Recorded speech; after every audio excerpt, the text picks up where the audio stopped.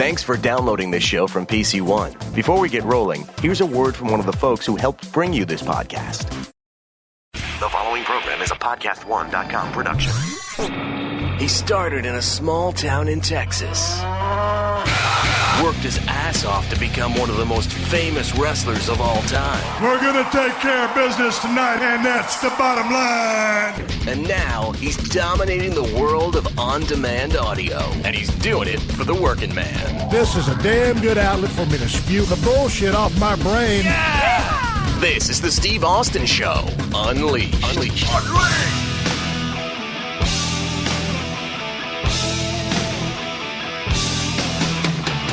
All right, everybody, welcome to the Steve Austin Show Unleashed. I'm coming to you down here in Edna, Texas. I've been down here in South Texas, just got here yesterday, and you ain't going to believe this. When I was packing my bags, I packed all my microphones, all my cords, but I forgot my trusty Zoom H4n recorder. You talk about an immediate clusterfuck. So what do? Go to Best Buy in Victoria, Texas and buy another one? I'm in a bad position here. So I called Stacy over there in the 90210 and I said, Stacy, what the fuck am I going to do? And Stacy says, don't worry. Just when you get a signal, call into the studio on Skype and I'll record you. Right now, Stacy is on the line, except I can't hear because my computer's got a malfunction in it. What a clusterfuck. Nonetheless, I'm down here in South Texas.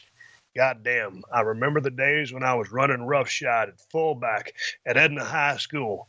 The Edna Cowboys. Goddamn, on a Friday night, we would whip some ass. Down here visiting my folks. I went down to the Broken Skull Ranch to pick up my pickup truck. Goddamn. I got into San Antonio yesterday, and we was on the airplane, and the captain says, hey, man, we're going to have to fly around for about 30 minutes because there's a storm over the San Antonio airport. And I'm thinking, man, I'm looking out the window and I'm thinking, shit, everything looks good to me. So what the fuck is the problem? Anyway, about 30 minutes later, we end up landing in San Antonio. And I had a limo driver driving a Suburban to pick me up and take me down to the ranch because I'm driving my pickup back to California with my utility trailer. I'm moving all my shit out of there. I'll tell you more about that in a minute. So anyway, we drive the 90 miles down to Tilden, Texas. We go down the 15-mile county road to my front gate, and I will tell you what, in all my 10 years of owning that place, it has never rained so goddamn hard. The rain was coming down sideways, and then when we got on that county road, it started hailing. We had to get at least 4 or 5 inches. And the rain was coming sideways. The wind was blowing like a motherfucker. We was going down Highway 16, and I'm thinking, holy shit, I'm trying to get all my shit out of here, and we're probably going to die on the side of the road because of damn 18-wheelers and all the stuff coming down the road. Nobody can see shit, water splashing up, 6 inches of rain standing in the road. We get to my gate, and I get out, and the driver says, hang on, I'll get an umbrella for you. And y'all know what I wear. I'm wearing a pair of camouflage shorts, some tennis shoes, and a dry-fit shirt. I get out there with that umbrella, and it's like I might as well not even take an umbrella. It was raining so hard, the wind was blowing so goddamn hard, I had that umbrella propped up against me, and it's only 5 p.m., but the clouds are so black, I can't see the combination locks on my gate. So I'm trying to use the headlights from the Suburban. The Suburban headlights weren't even bright enough. I say, fuck it. I go back and I get my flashlight out of my backpack because I always carry a flashlight. I go back to the combination lock. I get all the numbers in. I open the lock, open the gate, go jump in the damn Suburban, and I am wet, covered from head to toe. We're in the first gate. We're on my property. But there's one more gate to go, the high fence gate. We go a half mile, and as soon as I step out, I'm in 8-inch deep water. My goddamn shoes are just wetter than shit. I wish I had my mud boots on. I finally get the code to the goddamn high fence gate. I hit the remote control. The gate swings open. I jump back in the Suburban.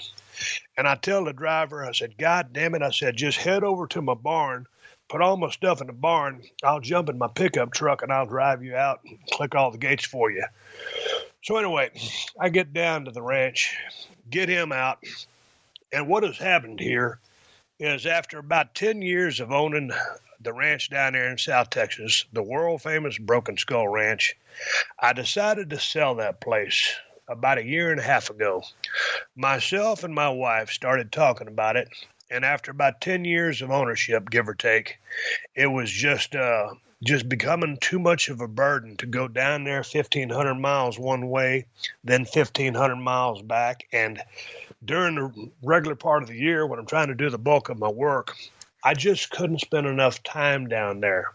And then when I went down there for the November through January swing, it just got to be a little too much. So I'm going to give you guys a podcast about the Broken Skull Ranch, because I have sold my ranch in Texas, but I did not sell the name. There will be another Broken Skull Ranch. I don't know where it will be yet. It may be in the Hill Country, Texas. It may be in West Texas. It could be, I don't know where it could be. It could be anywhere. And so right now, the Broken Skull Ranch is a place in my mind. A place in my mind to get outdoors, enjoy the outdoors, ride my mules, get in my four-wheel drive vehicles, and just chill out. There will be another Broken Skull Ranch, but I've sold the property in Tilden, Texas.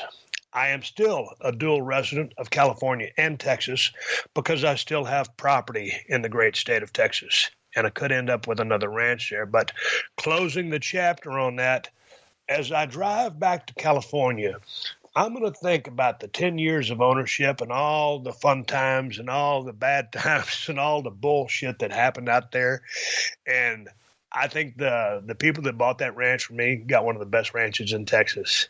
It means a lot to me. I'm going to process it on the way back to California. As I locked that low fence gate there at the county road for the last time, I kind of looked back down that road towards that high fence with a little bit of sadness because I'm going to miss that place.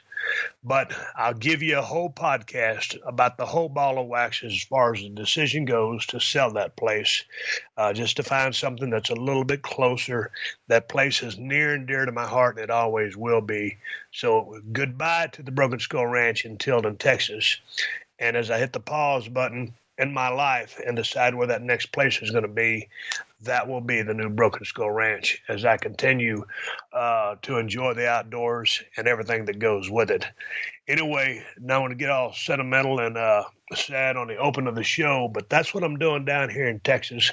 I'm about to make my way back. I packed up my goddamn truck yesterday and this morning, and I'll be damned if Ted didn't leave a big-ass shoulder mount there in his double wide, and I'm riding back to California. I've got an industrial clock from the 1920s. I've got all my other stuff. I got my jam box, and sitting shotgun riding with me in my cramped up cab and a half Chevy Z71, 2003 year model with 77,000 miles. I've got about a 17-point buck. He's a 170 class deer, non-typical. That's a gross score. And he's riding shotgun with me. So I guess when I get into the high occupancy vehicle lane, I can ride in that son of a bitch because I can say I have a fucking passenger. If a highway patrolman pulls me over and says, "What are you doing in the HOV lane?" I'm saying, "Talk to Buck over there and ask him what the fuck's going on. We got two people in this motherfucker, so leave us alone. We're going to Cali, and I'm in a goddamn hurry." I'll probably pull over somewhere and get a Diablo sandwich and a Dr. Pepper because I'm in a goddamn hurry. But enough about that shit, folks. I'm headed back to Cali. But tonight I am in Edna, Texas, visiting with my mom and dad, my brothers. Maybe I get a chance to see my sister. I know I'm going to hang out with my nephew, Neil, see what the hell he's up to. But the second part of my conversation with Vince Russo is coming up, and we're going to get into how pro wrestling has changed since the Attitude Era. And Vince also offers up a little insight into how creative worked back then and what it was like to work with a locker room full of so many guys who were really, really over. And as you know, Vince Russo, I always love talking to him. He is very opinionated and speaks his mind. So let's get to part two with Vince Russo after I tell you about my wife's latest adventures with Blue Apron. My wife loves Blue Apron, as you already know, and she loves the fact that they have vegetarian and vegan options. So here's what she made this week. Spanish-style potato and chickpea stew with Swiss chard. Yeah, that's a mouthful, no pun intended. And thanks to Blue Apron, she was eating those delicious home-cooked dinners in less than 40 minutes. My wife also loves the fact that Blue Apron gets delivered right to our front door, and that all the ingredients are fresh and measured out in perfect proportions. And Blue Apron is easy to use. Every meal comes with step-by-step, easy-to-follow recipe cards. And like I already said, can be made in 40 minutes or less. And I'm telling you, a few Blue Apron meals under your belt, and you will be a gourmet chef. You can choose your meals each week and your delivery options. There's no weekly commitment, so you get only deliveries when you want them. And Blue Apron uses only fresh, high-quality ingredients in all their recipes. And believe me, my wife would not be cooking up these Blue Apron meals if the ingredients weren't up to her high standards. You can see this week's full menu options and get your first 3 meals free with free shipping at blueapron.com/unleashed. You'll love how good the food tastes and how easy it is to make home-cooked meals with Blue Apron. So get on it. Go to blueapron.com/unleashed. That's blueapron.com/unleashed. Hey everyone, it's Sean Wheelock. On Sean Funky and the Baddest Man, PodcastOne's newest MMA show, Ben Askren and Joe Warren take down Conor McGregor, George St. Pierre, Gabby Garcia, Frank Shamrock, Douglas Lima, and it's only our first show. Download new episodes of Sean Funky and the Baddest Man this and every Wednesday at PodcastOne.com, the Podcast One app, and subscribe on iTunes. Steve Austin, Unleashed. Okay, here we go. Round 2 with Vince Russo, and let's jump right in with something you said in the Tuesday show. You said wrestling has changed. How has it changed? I just find it very, listen, based on what I grew up on, okay, like I said, I said, tell the story a million times. My first vision were the Valiant Brothers and Lou Albano. From that point on, I held wrestlers in a very, very, very high regard. And I was always respectful to the position because I knew it took a unique breed. That's why even as a writer, I never got involved between the ropes. I never got involved in a match. I never told guys what to do when it came to working, because I had such a high respect for the art of it. Somewhere along the line, in my opinion, the bar has become so lowered that anybody can become a professional wrestler. Steve, I am an avid baseball fan. The players in the major league are major leaguers. In my opinion, when I watch WWE today, which is the premier sports entertainment company in the world, I'm seeing a good majority of single A players that, based on the wrestlers I've seen over the years, have no business being in the main company in the United States. I don't know how that happened. When I was writing for the Attitude Era, every single person on that roster deserved to be there. Now I get insulted because I turn on my TV set and I'm like, well, I guess anybody could be a professional wrestler nowadays. And that insults me because of the people I worked with and the people I grew up. So why in your mind do you feel anybody can be a pro wrestler now? I mean, do you want to know the truth, Steve? Can I be honest with you? I don't want to get you any heat. Yeah, you can be honest with me. Bro, the biggest star in the history of the wrestling business couldn't work a lick, and his name was Hulk Hogan. Okay, and Hulk Hogan can still earn a paycheck today. And that's the problem. Yeah, bro, they're all good workers. But if you're not a wrestling fan, you don't care about the work. That's why the Attitude Era was so popular. If you were a wrestling fan, we had great workers. If you were if you were in college, we had hot chicks. We had edgy programming. We had comedy. There was something for everybody. Now I turn on that show and there's a 20-minute match with good workers that doesn't mean anything and nobody looks like a star. That insults me, bro. That insults me because I think you need to be more than that to work for that company. To me, I'll never forget, in 1989, I went down to Chris Adams Wrestling School. And I saw the commercial on TV, World Class Championship Wrestling. And Jerry Jarrett just started buying that promotion, was going to turn into the USWA. There's the school, wrestling school by gentleman Chris Adams. I said, there it is. Since I've been watching pro wrestling since I was 7 or 8, I was, hooked. Been driving down the Sportatorium, watching Devon Eriks fight the Freebirds. These larger-than-life characters. Kerry looked like a Greek god. Michael Hayes was a heat-seeking missile. Terry Bam Bam Gordy was a big-ass bully. Kevin Von Erich is hellacious former football player, athlete. David was the worker of the family. And I was like, golly, man, this is the most awesome thing in the world. So I say, okay, I'm going to go down and enroll in that school. And so there I go. I put on my best Gerbeau pants, my purple Izod shirt, my loafers. I looked like $1 million for a kid who didn't have a pot to piss and with long blonde hair working on a freight dock.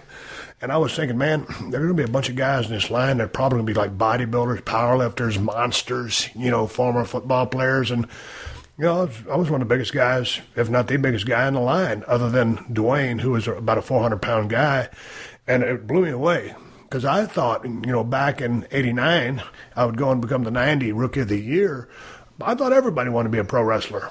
And so, all these years later, I still think, man, where's everybody at that wants to be a pro wrestler? Because, I just thought it'd be a cool thing to do. You went back to some of the days you're mentioning, Vince, the era of the 300-pounders. For a while, man, I mean, there almost wasn't a guy on the roster that didn't weigh close to 300 pounds, if not over. And then Brett and Sean started main eventing and started carrying that company. But then you still had your monsters. But it just seems like, well, you've got a few monsters now, but things have changed, man. I don't know why things have changed. I got to tell you something, bro. I just finished watching Wrestlemania 10 and reviewing it for my show because it was the first Wrestlemania I worked at. Okay? Bro, every guy that walked through that curtain looked like $100. And listen, I don't want to hear steroids anymore, bro. I spent 20 years around the boys, 25 years. Whether they were on steroids or not, they were in the gym every day. Bro, every day it was gym and diet, gym and diet, gym and diet. I don't care if you were Brett, if you were Owen, if you were Sean, every guy up and down that roster. I look at Raw today, some of these guys are not working out. I can look at somebody and say whether they're not working out or not. I mean, bro, if you're in the professional wrestling business and you're not in the gym every single day, in my opinion, you shouldn't be in the professional wrestling business. It's almost like if I'm Bryce Harper and I'm not in a batting cage every day. There's no difference, bro. I know when a guy's in a gym and when a guy's not in a gym. But earlier in the conversation, when we just briefly touched upon China, Joni Lar, you're talking about the it factor. Yes. Okay, now you're talking about the gym factor. But the gym factor, as many weights as you can push, is not going to give you the it factor. No, bro, the guys that need to get in the gym don't have the it factor. But I can look at that show, bro, and I can tell you who is never going to get over.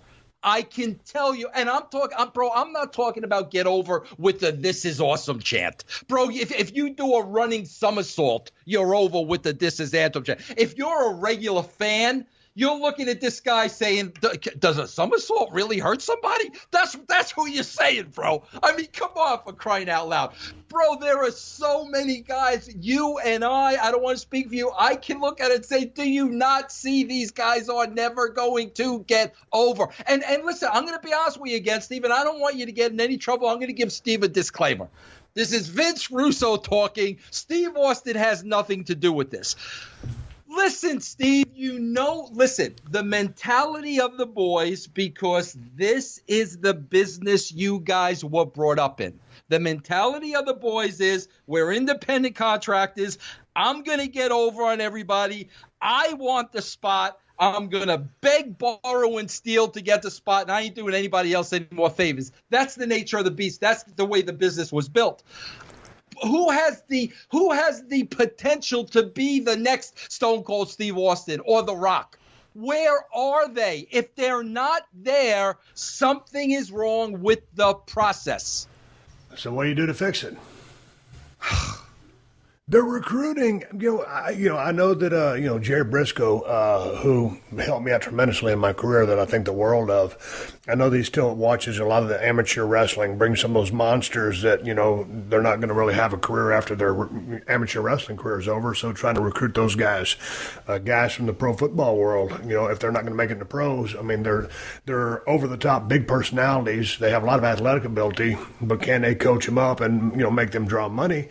I know they're recruiting guys like that. I saw a very impressive class that was going into the NXT Performance Center 8 months ago, and it looked like a bunch of blue chip athletes going in there. But man, when you talk about looking for the next huge draw, I mean, think of the huge draws in the history of the business as the single guys that they were.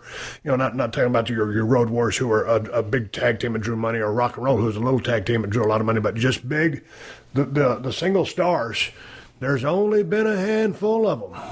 And so it's not like they're growing on trees. They're hard to find.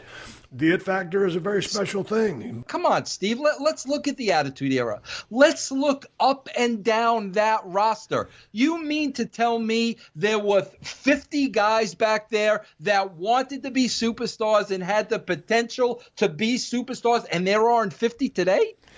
Well, it was really interesting because when you go back then, Vince, and you were there, and I've said this, I think I said it on my last, I was doing a podcast with Mark Bell from Super Training Gym, and he was talking about the Attitude Era, and I was talking about the crew of guys that was in that locker room, and I said, Jesus Christ, Mark, I said, hell, 3/4 of that locker room are going to end up in the Hall of Fame. Half of them are already there, and more are going to come. But it was such a special group of people, and you're right there in the thick of it. Everybody was over, but it was just a real. I think it was very rare that we had so many guys that were so good, that were so over, and also with the creative freedom that was there. And man, Jesus, back in, I mean, you might want to have a knife with you because the competition was so thick. The political structure was less. I'm not going to say that's the biggest problem, but we were able to go out on a limb creatively, and you were one of the ones kind of leading the charge with some of those storylines. So we were pushing the envelope creatively. Guys were just going crazy trying to get over, but it was just a special. It really was, and Taker was there. Everybody was there. He's been there 25 years, but that was a very, I think, unique situation to have so many talented, badass people on a crew. I think it's probably been, unless you go back to early days of NWA when almost everybody was over then on that show, it was just a rare locker room. It hasn't been repeated since. Steve, let me ask you this. You're around. I see. I don't want to. I got to be careful. As much as you think I am. But you're around once in a while. Yeah. Listen, here's what I'm not around at all, bro. They won't let me anywhere near a WWE locker room. But Steve, how does it feel having this perceived heat, bro? I'm so blackballed. It's not even funny. Okay, but so make your point. My point is this.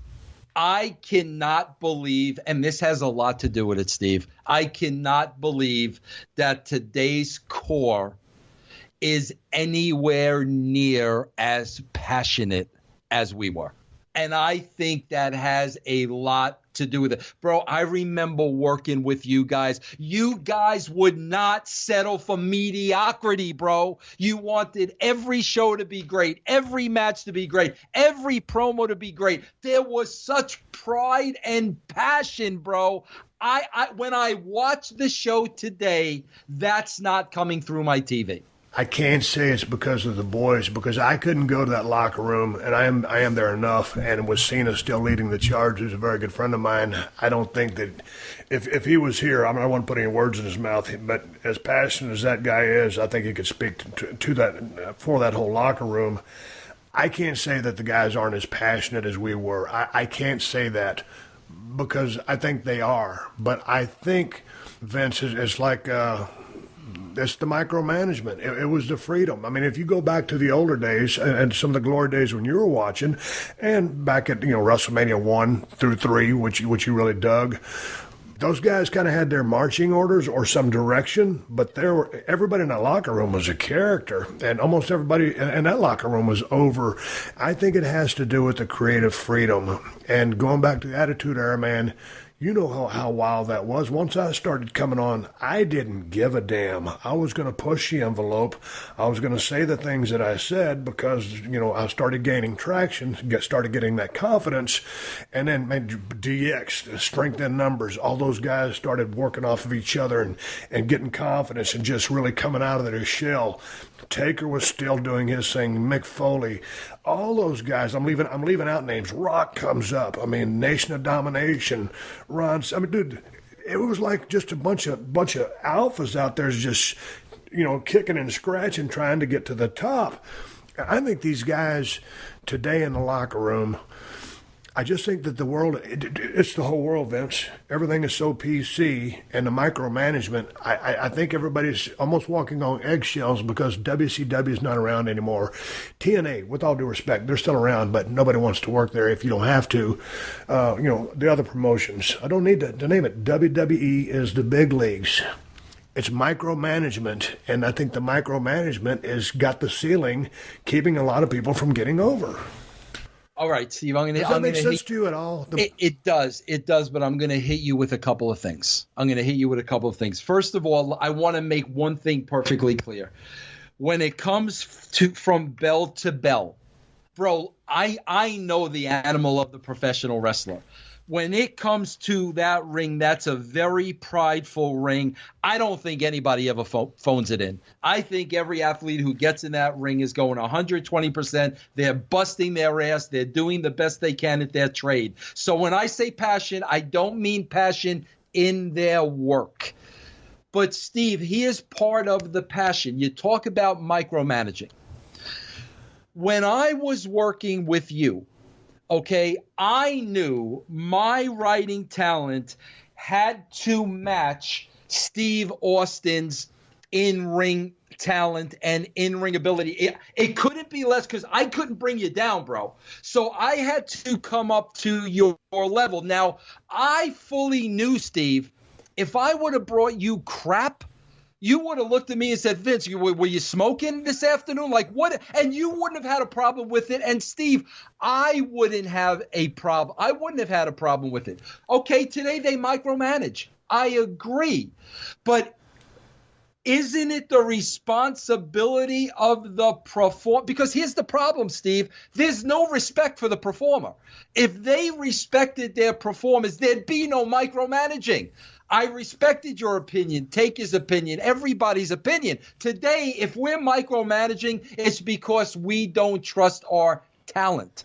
Now, when I talk about passion, isn't part of that passion looking at the writer and saying, you really want me to go out there and say this? Isn't that part of the passion?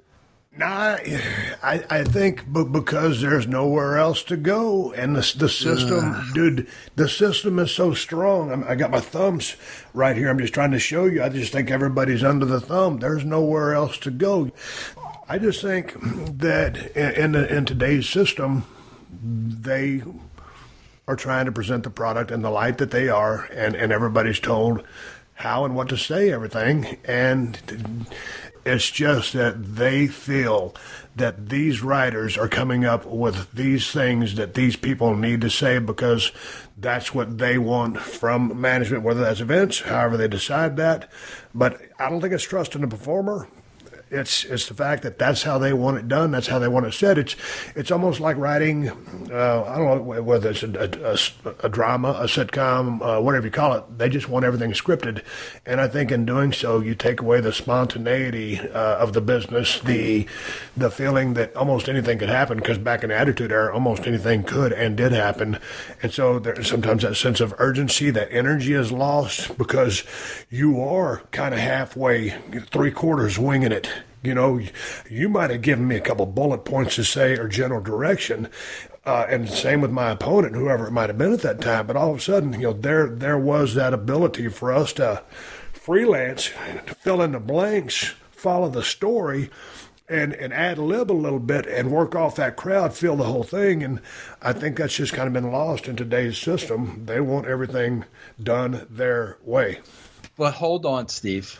Hold on. With all due respect, if Steve Austin is in today's system, there is no way in hell you can sit there and tell me that you would have reformed and you would have fell in line and you would have not opened up your mouth and because of that never gotten yourself over.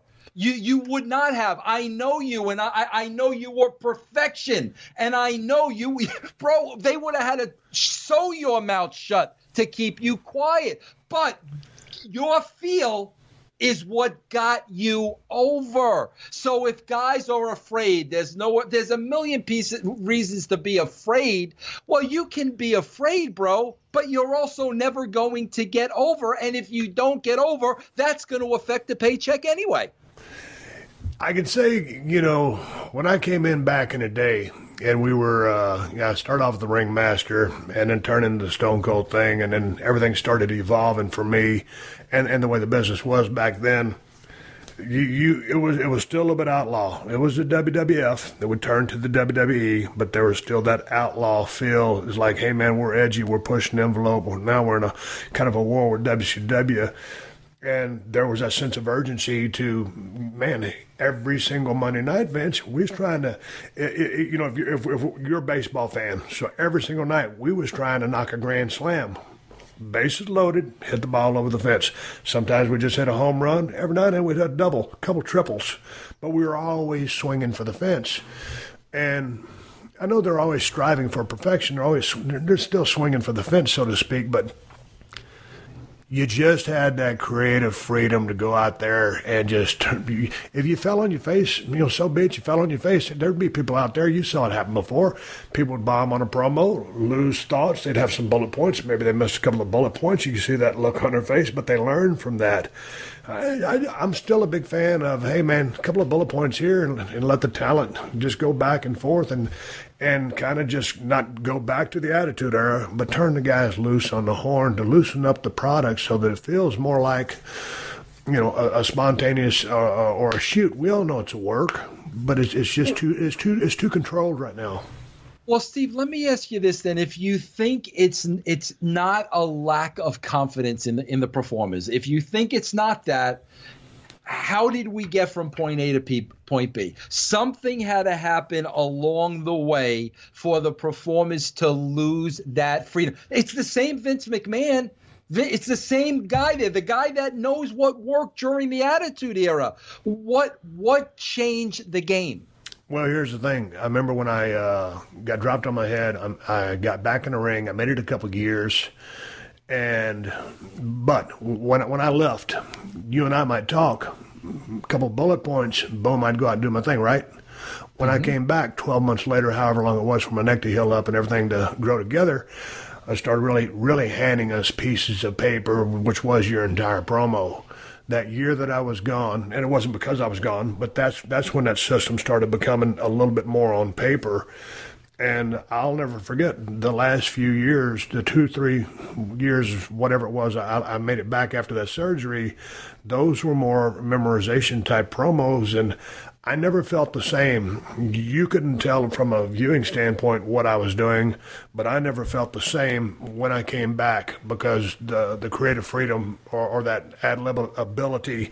And when you come back, you're a little trepidatious, not trepidatious, but you're wondering if you're going to be received back, because a year off is almost career suicide. And now you've been gone for a year. Is it going to work? So, man, all of a sudden you just go to that piece of paper. And I never felt the same, those last few years until I retired. I didn't or quit the business. That's when things started to change, and that's when things were being written. And now, Jesus, if you go back, I left out in 03. It's 17. It's been almost 15 years, and so that system is firmly in place. When did you stop writing for WWE? October 99. Okay. Well, when I left out in 03, that's when the system kind of changed to, those pages. And, yeah, guys will still go out there and uncork one like a Cena or somebody like that who's an A-plus promo to begin with, but that's in conversation. He might be writing his own stuff, but it's not like it used to be. It's evolved, and they want to make it into a slicker, more well-produced show. And I see this look that you're giving me. Go ahead. Well, because I want to ask you this, Steve. Listen, I don't want to hear the word evolved anymore, because it's devolved. It hasn't evolved. It's devolved. It's gone backwards. It's devolved. Now, Steve, let me ask you this question. Listen, the Attitude Era is over. That was a once in a lifetime with that talent and that roster, and all the unbelievable. But listen, I have to ask you this from a business point of view.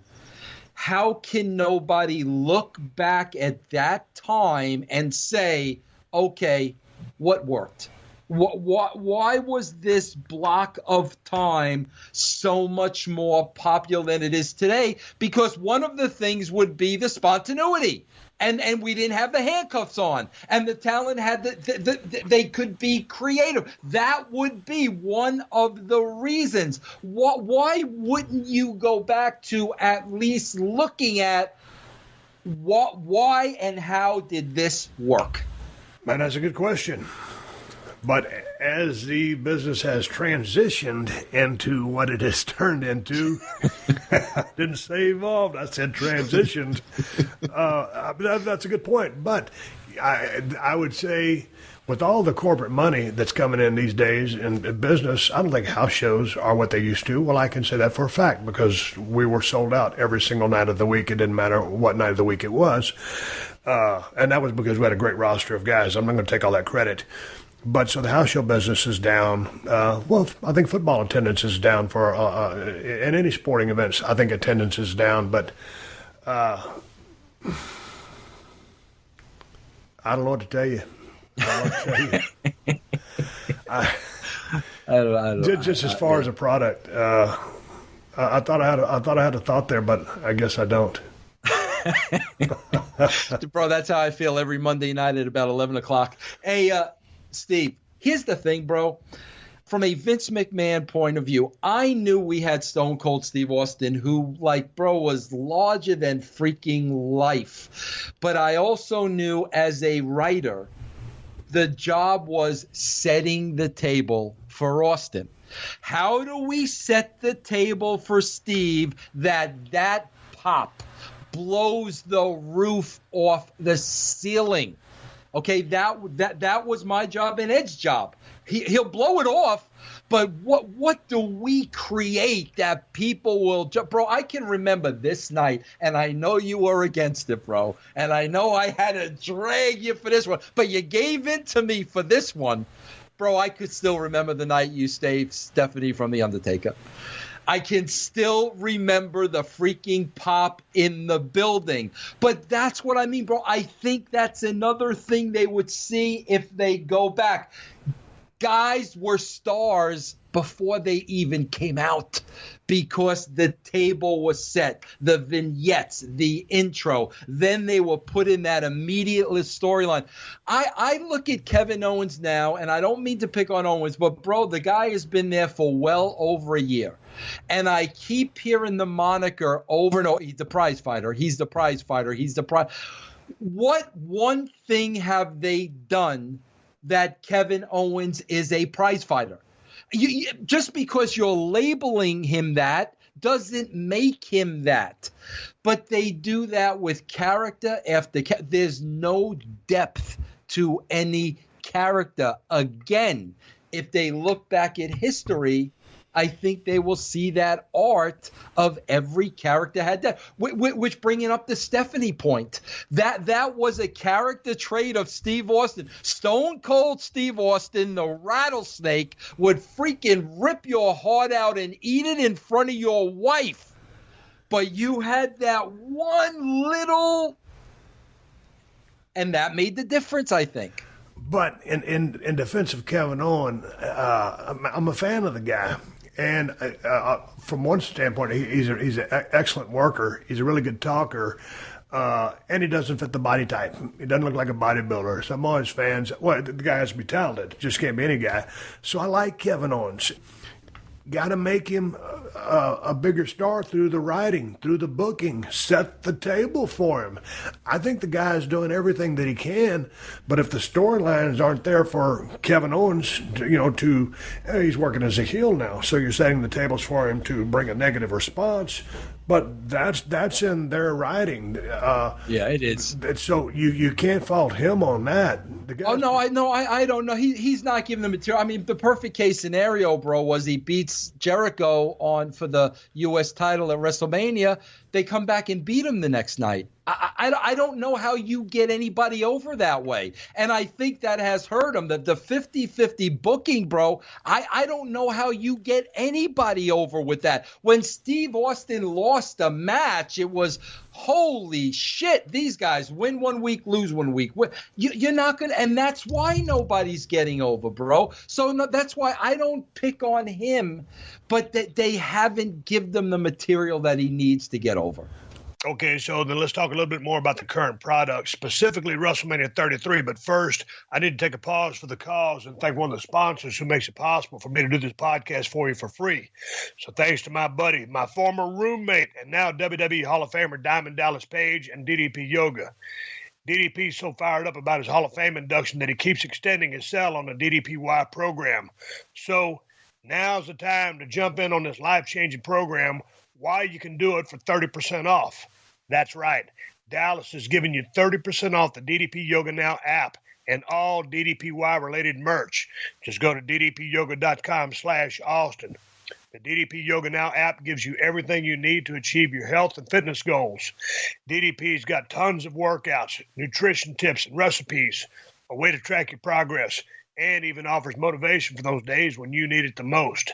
The app also lets you access live workouts from the DDP Yoga Performance Center.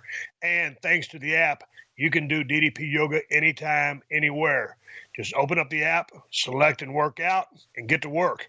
And like I said, you get all that for 30% off by going to ddpyoga.com/Austin. So get on the DDP Yoga program today and change your life. Just go to ddpyoga.com/Austin and take advantage of this huge sale. 30% off the DDP Yoga Now app and all DDP Yoga related merch. Go to ddpyoga.com/Austin. That's ddpyoga.com/Austin. Hey, if you're in the market for a car, then you need to check out TrueCar.com and the TrueCar app. TrueCar gives you the price and information you need to feel confident about your purchase. When you register with TrueCar, you'll see what other people in your local market paid for the car you want. From there, you can connect with a local TrueCar certified dealer and enjoy a more confident car buying experience. TrueCar shows you real pricing on actual inventory, so you see competitive pricing offered to you by TrueCar certified dealers for vehicles that are actually on their lots. TrueCar makes car buying easy, no matter if you're looking for a brand new or a used vehicle. There are over 500,000 pre-owned vehicles available from TrueCar certified dealers nationwide. And there are over 13,000 TrueCar certified dealers. And over 2 million cars have been sold to TrueCar users by the TrueCar certified dealer network. TrueCar users save an average of over $3,000 off MSRP. So when you're ready to buy a new or used car, visit TrueCar.com or download the TrueCar app to enjoy a better car buying experience. Some features not available in all states. Steve Austin Unleashed. Okay, so did you watch WrestleMania 33? Yes, I did. What did you think about the show? Give me a letter grade on it. Because it was WrestleMania, I'll say C. Okay, I was going to go B-. So we're close. Yeah. We're in the same ballpark. Yeah. Okay, what did you like the most about it? It was WrestleMania. The pomp and circumstance. The entrances, the WWE production. I mean, bro, I said on my show the other day, if Jesus Christ himself headlined next year's WrestleMania, Triple H would make sure he still had a better entrance than Jesus Christ himself. All right. But, bro, the pomp and the circumstances, the entrances, the screens, the visual was tremendous. Here was the problem, bro. This is what I talk about effort. I mean, Steve, you could have predicted every single outcome on that card. And, bro, you could have predicted, okay, bro, they don't have anybody to work with Brock, so they're going to bring Goldberg over. They're going to get Goldberg over on Brock. Now Brock's got an opponent. We're going to give Brock his win back at WrestleMania. It was so cookie-cutter predictable. That's what I mean about passion, bro. That's what I mean. But you can almost predict every WrestleMania from a payoff standpoint. Really, I couldn't pick the four-way between the girls. I thought they might put the title back on Charlotte there because it was Mania. I was happy that they left it on Bayley. I thought those four girls with Nia Jax did a really good job in telling that story and making Nia look like a monster, teaming up on her, getting her out, and then they got cut short on time, but the match itself was really good. So I couldn't predict that one. But going to predictability, let's talk about probably the biggest or one of the most important matches of the night, Undertaker versus Roman Reigns. Going into that, Vince, Undertaker, 25 years in the WWE. Roman Reigns, he's the next guy. So I knew that Roman was going to go over in that match. And it was going to be, when you can put a notch on your belt and you're one of the few guys that beat The Undertaker in a WrestleMania, that's good for your resume. That's good for your push. I mean, now he's got to sustain that. Just because a win doesn't mean anything if you can't follow it up with storyline and momentum of your own, doing your work, because there's work to be done on the backside of this. Continue the direction that they're going to go with this kid. But in that match, I knew who was going to win in Goldberg versus Brock, who I thought they knocked it out of the park as far as physicality and the timing of the match. Didn't need to be any longer than 4 minutes. Crowd was into that. They were on their feet. Their hands were in the air. And you knew Brock was going to go over on that because of the setup of the two losses before to build up Goldberg. And what a feel-good moment it was for Bill Goldberg. And then, going back to the entrance of Triple H and then Seth Rollins, Triple H's entrance was one of the coolest I've seen in all the WrestleManias that I've ever seen. And then here comes Seth Rollins with his torch. And then at first, I was talking about the pay-per-view with Wade Keller, and I was like, here comes Seth Rollins. He has his torch in his hands, and he touches it to the ground. And the video monitors that are all the way down the entrance to the ring, he sets the ring on fire. So in theory, it was symbolic of him saying he's going to burn his kingdom down. Mm-hmm. But when you compare the two, Triple H had one of the coolest entrances of all time. Police escort. Stephanie's on the back of the trike. It's a badass Harley gimmick. Cool vest. It looks like $1 million. And then Seth Rollins got to go out there with the torch touched to the ground and then walk to the ring. I mean, if you're trying to make this guy into a star, and he needed a cooler entrance. But I knew the finish to that match too, Vince, to go back to what I'm trying to make. They should have given Seth a better entrance. But in that match, someone pointed out to me on my email, questions@steveaustonshow.com, hey, if they're trying to get this kid over, why didn't they have him go into the ring, pull out a sledgehammer, and have him initiate the damage to Triple H's quad? Because Triple H would go after the knee of Seth Rollins, and it made sense because, the knee was injured previous to the match. But it turned out to a 26-minute kind of a... It was 15 minutes too long, 10 minutes too long. But if you really want to get Seth Rollins over, have him attack Triple H. Don't have him in cell mode all the time. Yeah, ultimately, Triple H does the honors. He puts the kid over in the middle of the ring.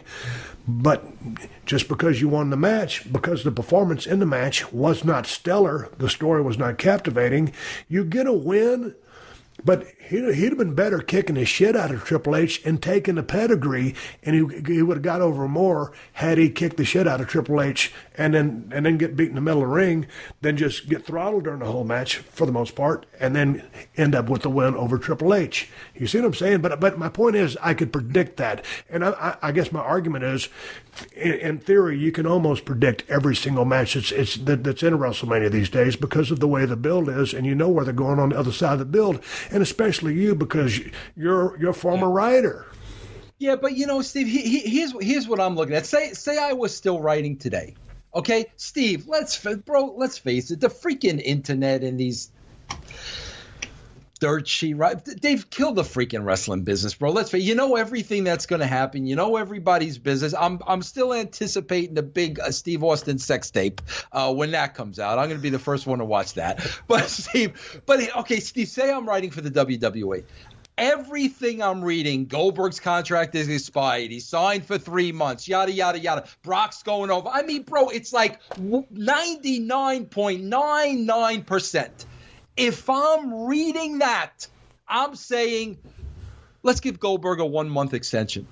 Let's shock the crap out of people tonight. Nobody knows. Let's get freaking Goldberg over. Because now, Steve, so then we come back the next month and Lesnar says, if I don't beat Goldberg, I'll retire and never wrestle again. And then he beats Goldberg. But the fact of the matter is you had that holy shit moment at WrestleMania. That's what I'm talking about. If I would have been reading that everybody knows this outcome, I'm saying, you know what, let's keep Goldberg for 1 more month. Let's shock the crap out of everybody. That doesn't happen anymore. That's why I get the feeling of going through the motions. That's what I'm talking about. If you'd have beat Brock one more time, I mean, it wouldn't have worked. You can't beat Brock 3 in a row. Yeah, but I'm not saying beat him. But I'm saying, maybe there was some kind of controversial creative finish, something. But, I mean, because everybody knew that was going to happen, I would have tried to at least come up some way to do something differently. I can see your point, but then again, I don't know what else or how much Goldberg had left in the tank, what his desire was to do more, be more physical. I think that was probably the most physical 4 minutes of his wrestling career. He's been in longer matches. He had a great match with DDP back in WCW. There's a couple, but from the intensity standpoint, 75,000 people, time to deliver. Good point. I just don't know that you could get another match out of that. It was time. It was the rubber match. Yeah, but just from a production standpoint, I thought everything was pretty damn spot on. And when I say I give it a B-, I mean in the positive light, because those few matches that could have went better, like that Triple H, that Seth Rollins match could have been shorter, just different story told in there. The SmackDown girls got short on time. That was a cluster because you have so many bodies in there trying to fight for that title. So they got shortchanged. They did as much as they could in a time that they had, but as long as the show was, I don't know. I thought it was a pretty damn good show. It did it, Steve. I'll tell you what. Like, to me, and this is the first time maybe ever, it didn't feel like a WrestleMania to me. Now, maybe when they're writing this show, when they're booking this show, it feels like a WrestleMania to them because they know the end result with Taker. So maybe like that's the special part. But I mean, bro, like 2 years ago, you had Sting. You had Sting in AAA. Sting well past his prime, but still there was the what are they going to do with this?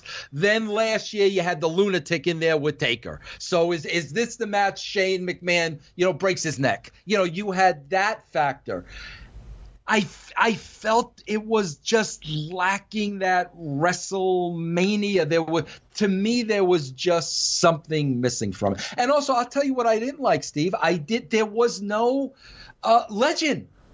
There was no Austin. There was no Rock. I felt that, bro. There was that usually is a part of WrestleMania. That 1 year was what? You, Hogan, and Rock? Was that it? That made it feel like WrestleMania. I felt it was missing that this year. Well, on that front, since you bring that up, I've been seeing all of my Google alerts lately. Oh, man, Stone Cold is on the outs with WWE. He's no longer with the company, this, that, whatever. All this speculation. I'm like, Jesus Christ. I just can't be at every single WrestleMania. I had a lot of personal stuff going on, and good stuff, and professional stuff that I was trying to take care of when all that WrestleMania stuff went down. I got an invite from WWE to be there. We never talked about me being a part of the show, just as far as being there as a Hall of Fame, an event that I really enjoy. But all of a sudden, all this, because I wasn't there, because I had a busy schedule, there's all these reports that I'm at odds with the company when nothing. It couldn't be further from the truth. I'm fine with the company. I had a bunch of shit I had to take care of, bottom line. I thought, everybody was talking about The Rock being there. I assumed that The Rock was going to be there. So I'm watching the show, and The Rock never showed up. So I was expecting that because normally he shows up.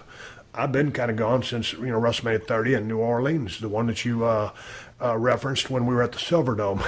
As Hulk Hogan said, the Superdome. But yeah, it's just, I don't know about legends necessarily, but it didn't make me think. I skipped the opening part. I didn't see who sang what, the national anthem or the songs and stuff like that. I skipped right to the matches, so I didn't watch any of that. So it didn't feel like a big enough event to you. When you saw 75,000 in that damn outdoor stadium. And you know what's tough, Vince? When you have those outdoor stadiums, and they've worked there before, I guess, 2, 3, 4 years ago, when you start that show off and it's still semi-daylight, it doesn't have that same feel as the darkness or with the roof over to control that sound. So the sound escapes. And so then you still have the half-lit, Jericho and Owens out there working their asses off, and, you can still see everybody. It takes away from the atmosphere. Yeah. And again, Steve, I look at everything from a writing perspective. I mean, that's just kind of how I look at it, the writing of it. Steve, I want to ask you this question, bro, because I wasn't watching the WWE towards the end of your career because I was working for TNA. Yep. Did you know the last match you had was your last match? Yep. Was there any pomp and circumstance? Nope. When you see Taker and you saw that, and bro, that was fantastic. I mean, absolutely. The emotion was caught. I give WWE all the credit in the world. 25 years of service, bro. That's the way you got to go out. When you see that, Steve, how'd you feel about that, knowing your last match kind of came and went with no pomp and circumstance, and you're Stone Cold Steve Austin? It's like, did you not want that? No, well, it was two different things. To go back to when I had that last match, my neck was really starting to give me some more problems. I had some neurological issues from that pile driver way back in the day. So, things were getting so bad, I really barely remember that, but I remember having a conversation with Vince. I said, hey, man, it's really time for me to get out of here. I got to take care of my damn health. And so I was going to ride off in the sunset. Business was still going pretty damn good at the time. So we weren't going to say, all of a sudden, Stone Cold Steve Austin, this is his last match, and then he's going to ride off in sunset because he's got neurological issues, because we didn't want to put, a halt in the tracks of that tank that was moving along and still, drawing big houses and doing good numbers. So we just made it we kayfabed it. And, it was just a match. And then all of a sudden it comes out that, hey, man, Steve Austin's not going to wrestle anymore. But it wasn't the focal point of the pay-per-view because we didn't want to turn viewership off.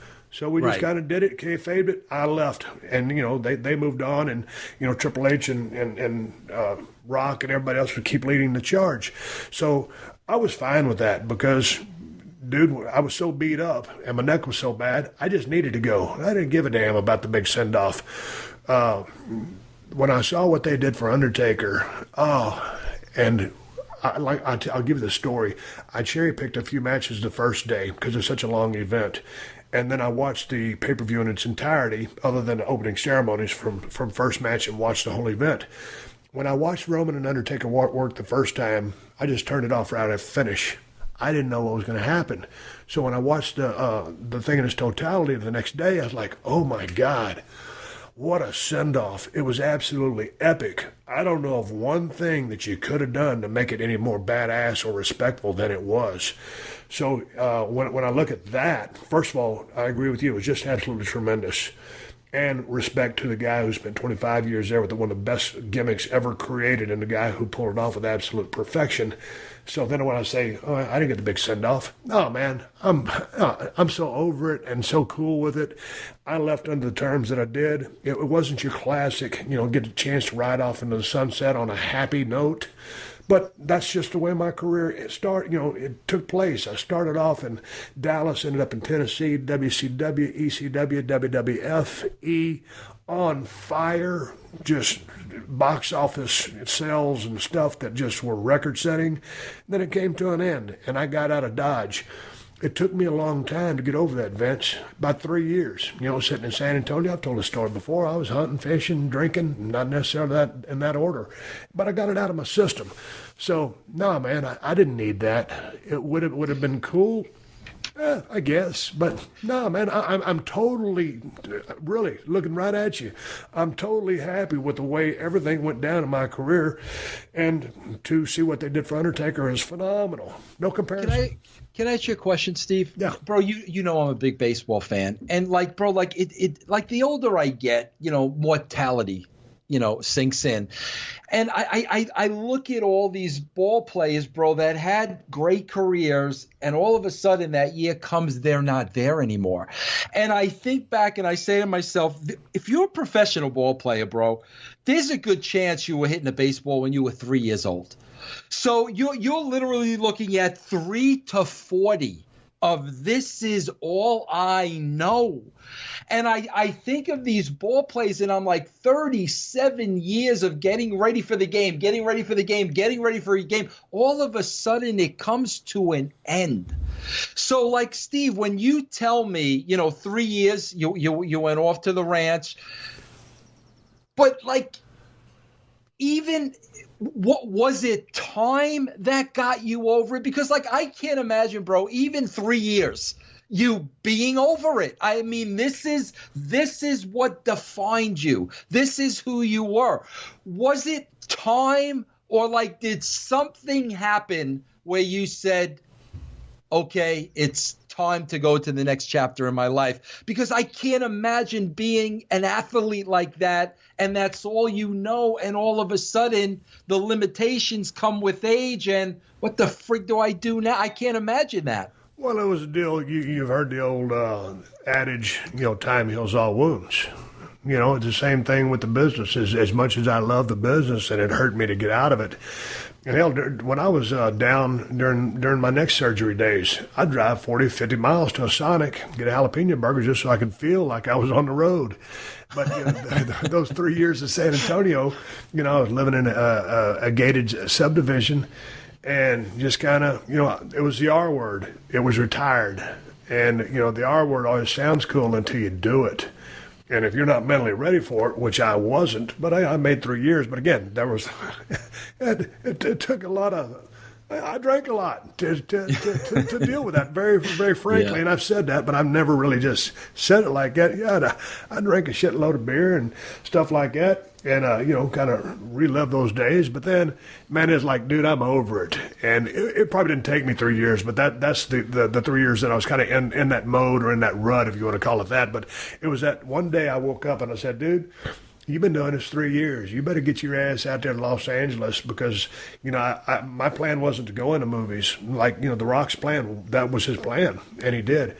So I didn't want to do movies, but I said, I don't want to go back to driving a forklift either. So I said, in San Antonio, there's nothing here for you. You love to hunt and hang around your friends in the great state of Texas. But professionally, there's nothing here for me in the vein that I want to pursue, which would be an entertainment business. So that's when I moved out to Los Angeles, lived with Dallas Page for about a year, and then, met my wife, and we've been together for 12 years. I go back and forth to Texas now, but it was just one of those things where, enough time went by that I was able to say, okay, I'm over it. And now when I look back, you got to realize, man, that was '03. If I couldn't move on after 14 years or 10 years or 5 years, then something's wrong with me. Because I see a lot of guys or a lot of people, not from the wrestling business, but in life in general, that just live in the past. The people that weren't even in a sporting event, but they're just hung up on their past. I don't know if it's a psychological thing for them, but they can't get into the present. So I left that all behind, man. If you come to my house, I mean, you really won't see a whole lot of wrestling stuff, and I'm as proud of my career as anybody could be of their career. But I don't really need the daily reminders. I have a couple things that are so cool you have to display, but I don't live in the past. And WWE, they trademarked Stone Cold Steve Austin. They own that name. People will always know me as that guy, but I live my life as Steve Austin. And so the few times that I went back and did things, you got to remember, because you were there for a lot of those times, when they brought me back, or maybe you were gone, but they would bring me back. And, at my hottest, Vince, I was always anti-authority, anti-system. I was a thorn in Vince's side and vice versa. So we had that natural feud. And so the Austin that, started off as a heel morphed into this white-hot babyface who was always kind of a heel. He was always against the system. And so they would bring me back just to, make an announcement, clash some beers together, but for a reason that really wasn't of high impact. Yeah. And all of a sudden you just go out there and you're not in the same mode, and it's not the same circumstances, and I'm just there clacking a few beers. I feel like one of those little gorillas that you wind up with the two cymbals and just clap some cymbals together. I totally get it. So it's like when you're going there and you're just phoning it in because they want you to phone it in, it's like, I don't want to do that anymore. Yeah, I get it. And it's time for it's the new generation's time to have all the time and the focus. And if the time is ever right for me to go back and do something cool, small, I don't want to wrestle. I don't want to be the focal point. I'm fine with where I'm at, but I don't want to go back to do nothing that is not of consequence or impact. And I'm not saying that I want to go back and do something of impact or consequence, because I'm good being on the sideline. I like to, would coach, pick some people's brains, help them out, critique things, give them ideas. But I'm done. Yeah. Okay. But you give me, because like your favorite baseball player of all time has got to be who? Oh God, well, Willie Mays, man. Okay, well, Willie Mays. Hold it, is Willie Mays still alive? Yes, he is. He's about 90. But don't you think that Barry Bonds, Willie Mays, Hank Aaron, I'm guessing that they don't live in the past. All the home runs they jacked, but I don't think they're just sitting there right now, Willie Mays at 90 thinking, God dang, I wish I was still playing. Yeah, but see, Steve, that's the tricky part, because I get that too. Because here's the tricky part for me. And I don't know how you feel about this but it's how you're always going to be defined. Like take me, for instance, bro, if I could do a podcast now or do a radio show and never, ever talk about wrestling or have nothing to do, be Howard Stern, all right, for argument's sake, okay, that would be what I want to do. That I would want to do that. But the fact is, because you're always going to be defined by wrestling, you're never going to be able to get away from it, and it's always going to be a reminder. That's what makes it difficult for me, because, bro, I don't want to live in the past. But the hard part is when you're always being pulled back in the freaking past and reminded about the past, and a day doesn't go by when somebody's not talking about your past. It becomes difficult. For me, I know I've had a hard time dealing with that, Steve. There isn't a day where I don't wake up and it's like, oh, you killed WCW. Bro, WCW was 17 freaking years ago, and that's what makes it difficult, because no, I don't want to go back there. I don't want to relive it, but it's like, man, when that's how you're defined, it's just tough, for me anyway. To also comment on the fact that, hey, man, it'd be cool for you to not be able to talk about anything wrestling related. I enjoy talking about wrestling. I enjoy talking to wrestlers, guys and girls in the business. And sometimes I'd rather talk to them just more than anybody else, because entertainment these days across the spectrum for me, Vince, is kind of watered down. The movie making business is different. All the CGI. I'm a John Wayne, Clint Eastwood kind of guy, and so everything. I guess I even for my music, I'm still kind of trapped in that 80s, 90s hair band. All that stuff, you're a big Kiss fan like I am. Yeah. But, so just, I'm still kind of, I don't want to say I'm stuck in the past, but I like stuff. I like the music back then better. There's never going to be another Boston. There's never going to be, those old bands. That music has changed. I don't like it. I like the old music better than the new music. I like the old movies better than the new movies. So yeah, I'm the same way. When it comes time to just talking to anybody, I think I could talk to just about anybody. The truth is, I don't really want to. Yeah, I hear you. Well, hey, your podcast, The Brand. Yeah, Steve, I'm on The Brand on PodcastOne, 5 days a week, Monday through Friday. And, bro, I really got back to wrestling because, I'm like you, Steve. I was down on a lot of things and I heard myself being so negative. And I finally said to myself, Vince, if you don't have anything nice to say, don't say nothing at all. But then all of a sudden, the emails and everything started pouring in like, bro, we want to hear your opinion. There's a lot of us out there that feel the same way. We need a voice. We want to hear what you have to say. So, I'm back to reviewing Raw. I reviewed Wrestlemania. I got a new show, Steve, though. I got a new show I debuted last week.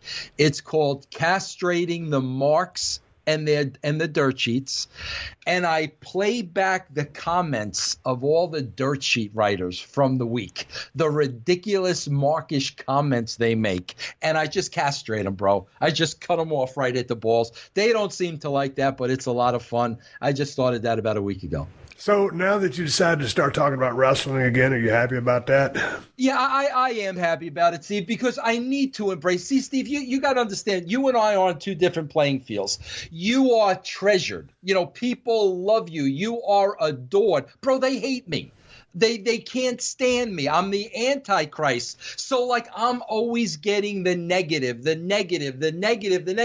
And, Steve, I think you know this. The older you get, I don't want no negative in my life. I mean, seriously, I'm getting too old for the negative.